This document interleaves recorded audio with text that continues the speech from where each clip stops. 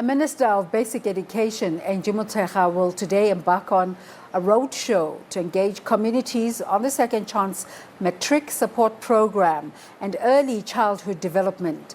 The Second Phase Matric Support Program provides support to pupils who could not meet the pass requirements of the National Senior Certificate. For more on the story, let's cross live now to our colleague Mahlako Komane. She's in Delmas in Mpumalanga. Very good morning to you. Mahlako, what's the minister saying?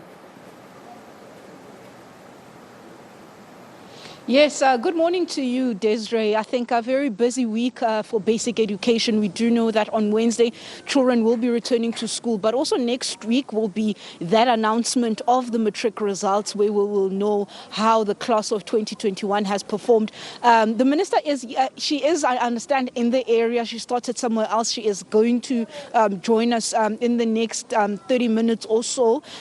What we do understand, what today is about, as you've said in your intro, is that Second Chance program being one of them. You'd understand that some learners obviously were not having made it through. But it's not only just about them. It's my understanding that the Second Chance program is targeted at people that completed grade 9, what would previously have been known as standard 7, form 2, and anyone that is over the age of 21 years that is looking to complete a national senior certificate. I did ask what is the process there.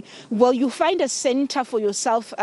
There's materials that is available, materials, also study guides that the department does offer, be it online, be it you physically get there. Teachers are allocated for that, but also it's not an everyday thing where you attend Monday to Friday as you'd have with normal schooling. There is obviously also that face-to-face interaction. That would be that part-time cohort that they're encouraging to come back into the system, as well as those learners that would not have fared so well in previous examinations. I suppose also some of the announcements that we will be getting on it's the 20th of this month with those results. These are people that are encouraged to come back and complete their matric certificate. We do know it is very difficult to even to apply for a job. We know a lot of places looking for that grade 12 or that standard 10 matric certificate just to ensure that you are able to continue with your life, as well as the ECD. We've been talking about the ECD, the migration of early childhood development from the Department of Social Development, moving under basic education. This has a move that has been going on for years, but there is that April deadline there, just to ensure that, children in early childhood development are up to par in terms of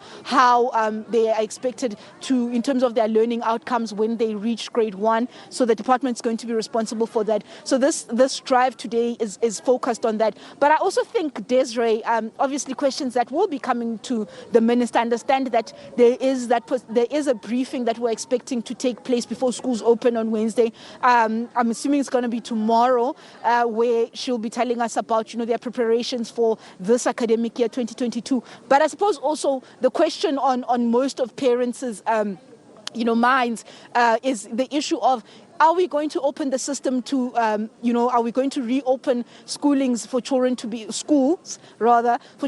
able to attend full time? That is an issue that is obviously going to come up. Will children now be allowed to go back to school? We understand and we do know that, some schools had applied that in the year 2022, they would go back to that rotational system where children go, is it twice a week or thrice a week or once every second week, children are expected to attend. I think that is on every South African's mind. We remember also it was in November last year that the Human Rights Commission had come into the space, and they had said that children need to be back at school full time. We also know that, remember primary school learners from the 1st of August last year were expected to be in the classroom, back in the classroom full time.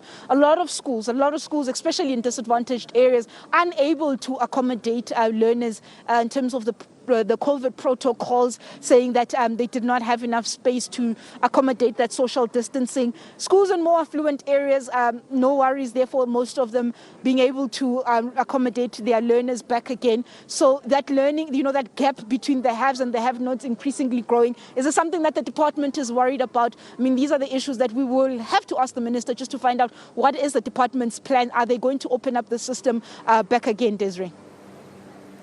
Mahlako, thank you so much. We will get back to you for an update on this story.